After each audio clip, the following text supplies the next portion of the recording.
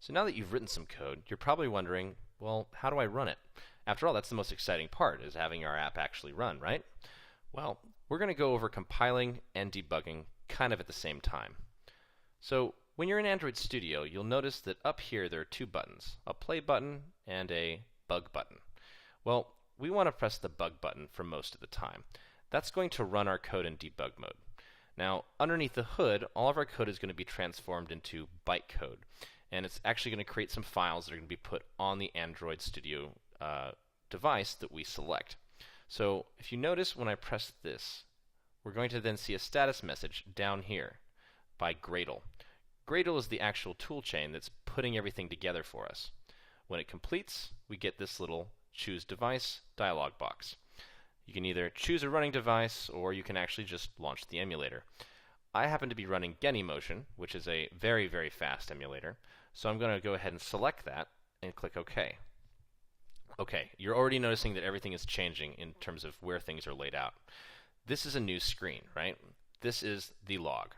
The log itself is going to be connected to whatever our device is, and then reading data all the time about what's happening. So this is fine if we want to run something and then see some log output. We can also use this little guy here to actually help maneuver the log. For instance, maybe I want to see more data. These log levels go from verbose all the way to assert. And it's basically ordered in a less, more information kind of level. If you want to, you can actually type something in here, and I like to type in the name of my project package to help try to filter things. So now that I've typed com.delta, I'm not seeing everything, I'm just seeing things that actually come from com.delta.controlFlow. You can even set up more permanent filters in here through a filter configuration to look for particular types of messages. I'm not going to get into that right now, but feel free to play around with it.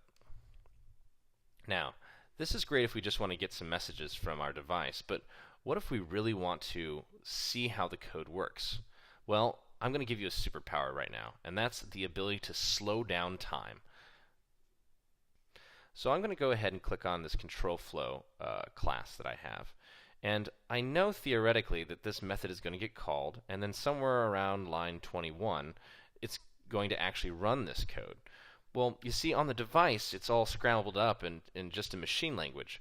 But with the debugger, what you can do is you can actually click here and put what's called a breakpoint on that line.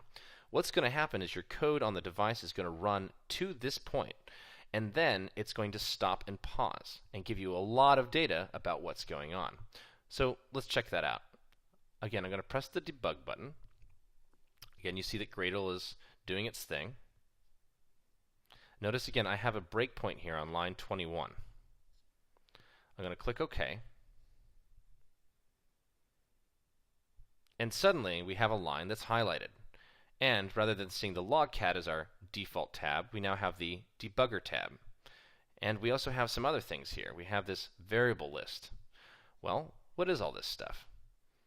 Well, for one, we can actually inspect all the different variables that are currently going on. So here we have alphabet, which was the car array from up here. The sentence to test, if we open that up, you can actually see the array and all the different values. And so this is a way to see what you currently have on the stack in terms of what variables are equal to what. It's really awesome. The other thing you can do, and these are the buttons to pay attention to, are you can actually step line by line through the code. So rather than just pausing time, we now actually have control over the execution time and can see how data moves around and what gets executed. So if I press this button, watch the cursor on line 21. See? It jumped to line 25 because there wasn't anything to execute between 22 and 24. If I keep stepping through the code, you can actually watch as things get executed line by line by line. Well, this is fine except for there's a problem on line 29. It's definitely looping through. However, there's some other code that's getting executed. There's two ways we could actually see that code as well. We could either come down here and put a breakpoint and then press play, and sure enough, it'll jump into that method. Or, And I'll jump out of here so we can see that happen again. Put a breakpoint here. Okay.